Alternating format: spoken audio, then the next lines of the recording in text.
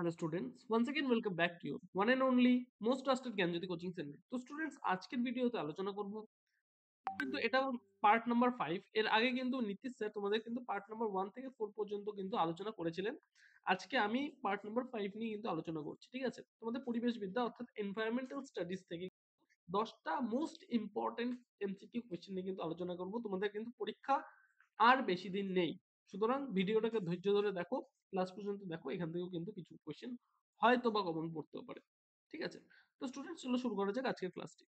দেখো, ফার্স্ট যে কোশ্চেনটা রয়েছে সেই কোশ্চেনটা হচ্ছে কোন দিনটিকে বিশ্ব পরিবেশ দিবস হিসেবে পালন করা হয়। আমরা সবাই জানি 5ই জুনকে, যারা না জানো তারাও আজকে জেনে গেলে 5ই জুন আমাদের বিশ্ব পরিবেশ দিবস হিসেবে কিন্তু পালন করা হয়। সেই দিনে কিন্তু একটা করে অবশ্যই গাছ কিন্তু লাগাবে। ঠিক আছে, দিস ইজ আওয়ার ডিউটি। চলো নেক্সট, নাম্বার 2, আন্তর্জাতিক অরণ্য দিবস কবে পালন করা হয়? এ নাম্বার হবে অ্যান্সার, সেটা হচ্ছে 21 মার্চ। আন্তর্জাতিক, ঠিক আছে, আন্তর্জাতিক অরণ্য দিবস পালন করা হয় হচ্ছে 21 মার্চ। ঠিক আছে, ওকে। এবার নাম্বার 3 এবং নাম্বার 4 এই দুটো যে কোশ্চেন আছে, আমি একটা ছোট্ট টিপ বলে দিই। ঠিক আছে, এই দুটো কোশ্চেন কিন্তু একবারে মনে চলে আসবে। বলেছে, দেখো একটা জিনিস দেখো, বসুন্ধরাকে 1972 খ্রিস্টাব্দে, আমি কি লিখলাম, 1972 খ্রিস্টাব্দে বসুন্ধরাকে সুইডেনের একটা হোমে স্টক করে রাখা হয়। ঠিক আছে, বসুন্ধরাকে কি করা হয় 1972 সালে সুইডেনের একটা হোমে কিন্তু কি করা হয়, স্টক করে রাখা হয়। ঠিক আছে, এবার পড়ি, প্রথম বসুন্ধরা সম্মেলন কবে হয়? 1972 খ্রিস্টাব্দে। প্রথম বসুন্ধরা সম্মেলন কোথায় হয়? বসুন্ধরাকে কোথায় রাখা হয়েছিল? সুইডেনের কোথায় একটা হোমে কি করা হয়েছিল, স্টক করে রাখা হয়েছিল। তার মানে স্টক হোম, সুইডেন। তাহলে তাহলে তাহলে 4 নম্বর অ্যান্সারটা হবে, প্রথম বসুন্ধরা সম্মেলন কোথায় অনুষ্ঠিত হয়? সেটা হচ্ছে স্টক হোম, সুইডেনে অনুষ্ঠিত হয়।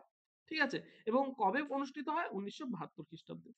তাহলে বসুন্ধরাকে 1972 খ্রিস্টাব্দের, ঠিক আছে, সুইডেনের একটা হোমে কি করা হয়, স্টক করে রাখা হয়। বোঝা গেল? চলো নাম্বার 5, এজেন্ডা 21 কত সালে স্বাক্ষরিত হয়? এ নাম্বার হবে অ্যান্সার, সেটা হচ্ছে 1992 খ্রিস্টাব্দে। ঠিক আছে, নাম্বার 6, সম্পদ বলতে কি বোঝায়? সম্পদ কাকে বলবো আমরা? কোন বস্তু ও তার দ্বারা উপযোগিতা পূরণের ক্ষমতাকে কি কি বলা হয়? সম্পদ বলা হয়। ঠিক আছে, কোনো একটা বস্তু এবং সেই বস্তুটার দ্বারা কোনো উপযোগিতা যদি আমি পূরণ করতে পারি, তাহলে তাকে বলবো আমরা কি? সম্পদ।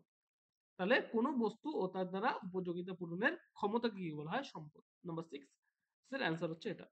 নাম্বার 7, সম্পদের প্রধান শ্রেণী বিভাগ কি কি? সম্পদকে আমরা কয় ভাগে ভাগ করতে পারি? শ্রেণী বিভাগ কি কি? একটা হচ্ছে প্রাকৃতিক সম্পদ আমরা জানি, সাংস্কৃতিক সম্পদ আমরা জানি, এই দুটোই তো, তাই তো? তো সি নাম্বার হবে আমাদের অ্যান্সার, প্রাকৃতিক সম্পদ ও সাংস্কৃতিক সম্পদ। ঠিক আছে, নাম্বার 8, যে সমস্ত সম্পদ ব্যবহার করলেও প্রকৃতিতে তার ভান্ডার নিঃশেষ হয় না। আবার বলছি, যে সমস্ত সম্পদ ব্যবহার করলেও প্রকৃতিতে, আমাদের যে এনভায়রনমেন্ট আছে, প্রকৃতি আছে, এই প্রকৃতিতে তার ভান্ডার শেষ হয় না, তাদের বলা হচ্ছে পুনর্ভব সম্পদ। ঠিক আছে, পুনর্ভব সম্পদ মানে সেটা ব্যবহার করলেও আবার সেটাকে কিন্তু কি করা হয়, রিপ্রোডিউস করা হয়। ঠিক আছে, সেটাকে আমরা কি বলবো, পুনর্ভব সম্পদ।